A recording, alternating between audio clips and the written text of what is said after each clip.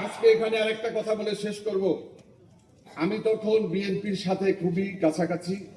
তখন নিম্নকক্ষে পিআর নিয়ে দাবি নিয়ে আন্দোলন সংগ্রাম হচ্ছিল। আপনারা যদি এই দাবিতে আরেকটু অনড় থাকতে পারতেন তাহলে পুরো ব্যবস্থায় কিন্তু আপনারা পেয়ে যেতেন। কিন্তু তখন আমরাও আতঙ্কে ছিলাম যে আপনাদের আন্দোলন বোধহয় যেভাবে চলছে এটার একটা পূর্ণতা পাবে বা অথবা নির্বাচন এই অন্তর্বর্তীকালীন সরকার আপনাদের দাবিকে মেনে নিতে তারা বাধ্য হবে। কিন্তু সেখান থেকে একটু ডিলে হওয়ার কারণে সেখানে কিন্তু নিম্নকক্ষের পিআর আর আমরা পাই নাই। যে উচ্চকক্ষের পিআরে গণভোটে পাশ হওয়ার কথা তাও আজকে তারা কিন্তু করতে চাচ্ছে না। যার কারণে আমাদের পুরো প্যাকেজ গণভোটের রায় বাস্তবায়ন ছাড়া আমাদের এখন দ্বিতীয় কোনো দাবি নেই। একটাই দাবি যে গণভোটের রায় বাস্তবায়ন করতে হবে।